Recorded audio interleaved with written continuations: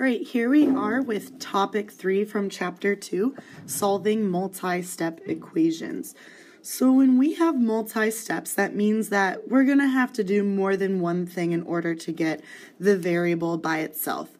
So when we do that, we need to think of two things. The first one is that we need to isolate the variable term first. You may need to distribute or combine like terms before you do this. Second, we need to remember to use the opposite operation to get the variable by itself, just like we did with topic 2. If we look at the first example, we need to follow that first rule, which means we need to isolate the variable term first. So the variable term in this case is that 5x. We need to get rid of everything around that 5x before we get rid of that 5. So in order to do this, we need to move that 3. The opposite of addition is subtraction, so we need to subtract 3 from both sides. Whatever we do to one side, we have to do to the other. Once I do that, the positive 3 and negative 3 cancel out to get 0, and I get 5x equals 23 minus 3 is 20. Now that we've done that first step and we isolated the variable term first, we can use again the opposite operation to get the variable alone. So because 5 is being multiplied by x, the opposite of multiplication is division. So we're going to divide both sides by 5. 5 divided by 5 is 1, so those cancel. And 20 divided by 5 is 4. So our answer is x equals 4. Let's apply what we just did to that next problem. On the right, we have 5 plus x over 4 equals 1. The variable term is the positive x over 4, so that means we have to take care of the 5 first. Because this is a positive 5, there's no plus sign there, but it is a positive 5, that means we need to do the opposite, which is subtract 5. Whatever we do to one side, we have to do to the other. 5 minus 5 is 0, so we successfully canceled out that term. And we're left with x over 4 equals 1 minus 5, which is negative 4. Now we're back to that one-step equation that we did in topic 2. When we're dividing, the opposite operation is multiplication. And we want to multiply by what's in the denominator, which is 4. Whatever we do to one side, we do to the other. 4s will cancel, and we get x equals negative 4 times 4, which is negative 16. The bottom left example, we have 18 minus 4v equals 42. So what we need to do is remember that the negative 4v is the variable term. So we need to get rid of that 18 first. And because 18 is positive, I just wrote a plus sign to remind myself that it is positive. We need to subtract 18 in order to get them to cancel out and to be 0. Whatever I do to one side, I need to do to the other. So that means I have positive 18 minus 18, which is 0. So those terms cancel. So I'm left with negative 4v on one side. 42 minus 18 is 24. Because I ran out of room, I'm just going to pick back up there. And now I'm left with a negative 4v equals 24. Now something that we have to remember is that negative sign is with the 4. So in order to get v to be truly alone, we need to divide, because negative 4 is being multiplied by v, the opposite operation is division, and whatever we do to one side, we do to the other. So negative 4 divided by negative 4 is just 1, so we get v alone, and 24 divided by negative 4 is negative 6. Remember, a positive divided by a negative will give us a negative. In the last example I have, we have our variable term, which is 3/4 q, so we're not going to touch that yet. And then we have a minus 7 that we need to get rid of. So we're going to do the opposite operation. And whatever we do to one side, we have to do to the other. A minus 7 means I need to add 7 in order to get that to cancel. And then we are left with 3 over 4 times q equals 8 plus 7, which is 15. Now, if you remember this step, when we have a fraction where 1 is not in the numerator, we need to remember that word, reciprocal. And in order to get that to cancel out, we need to multiply by the reciprocal, which is 4/3. And whatever we do to one side, we must do to the other. So multiplying both sides by 4/3, on the left, 4/3 times 3/4 is going to give us just q. And then when we multiply 15 times 4/3, I am going to do a little shortcut. I'm going to change 15 to 15 over 1, and I'm going to look diagonally. 15 and 3 are both divisible by 1. So I'm going to divide them, or they're both divisible by 3. So when I divide 3 by 3, I get 1, and 15 divided by 3 is 5. So now I am left with 5 times 4.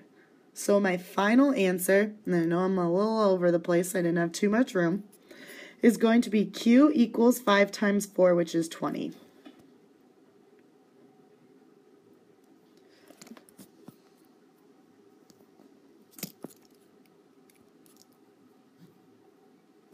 So if we do a couple more practice examples, we see that this one might have more than 2 steps, but that's okay. We're still going to follow our steps. So our variable term is 3k.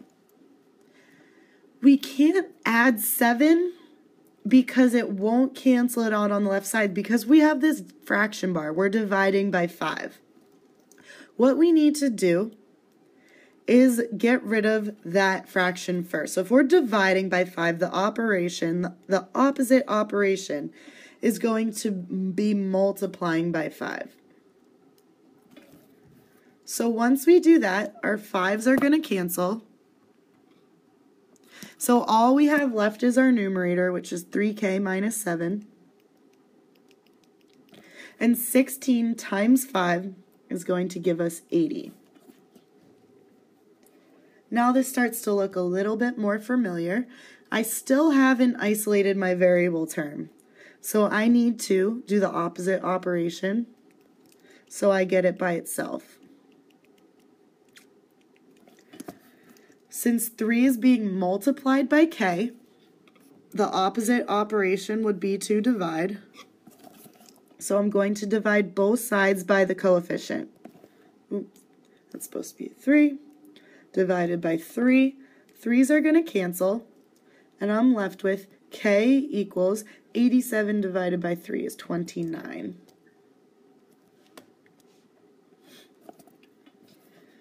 The second example on this page, we need to do something first, and this was on that first slide. We have like terms. We have a positive 2n and a positive 3n. So the first thing we need to do before we start solving is combine those. When we add and subtract, we always keep the same variable to the same degree. We don't add n plus n to get n squared like we do a lot, but we need to keep n the same and add our coefficients. So 2n plus 3n is equal to 5n, and then I'm going to copy down the rest of my problem. Now that we have like terms, we can follow our steps to isolate our variable term. So we need to move everything that's not 5n out of the way. Positive 7, the opposite operation is going to be to subtract 7. So I'm left with 5n equals negative 48.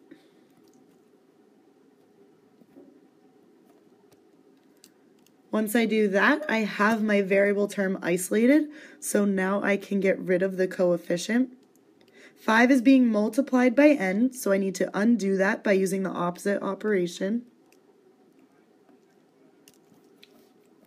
Once I do that, I get n by itself. And negative 48 is not divisible by 5, but that's okay, we can leave it as is, as an improper fraction. That's okay to have fractions. All right, I'm going to pick up this problem up here so I have a lot of room. When I have parentheses, I need to use my distributive property first. So I have -6 minus 3 times 2k plus 4 equals 18.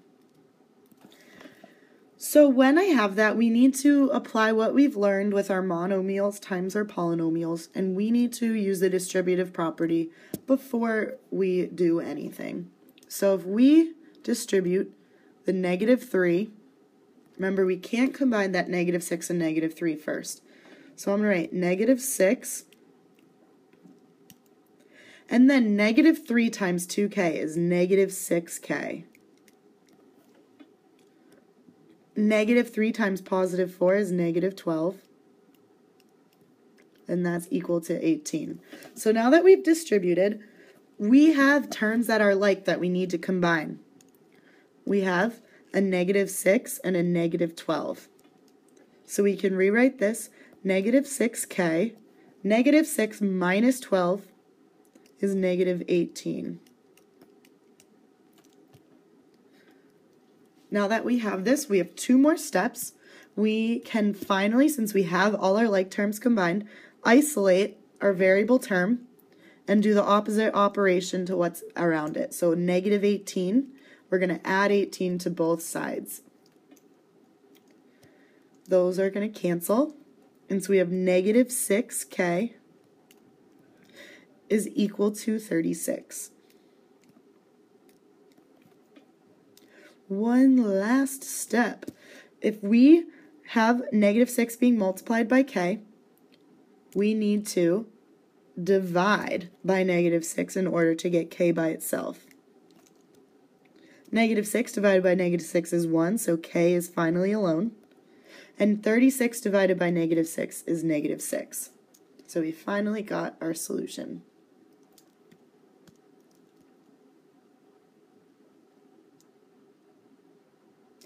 All right, we want you to work on the U-tries for this. Good luck, and I will see you tomorrow.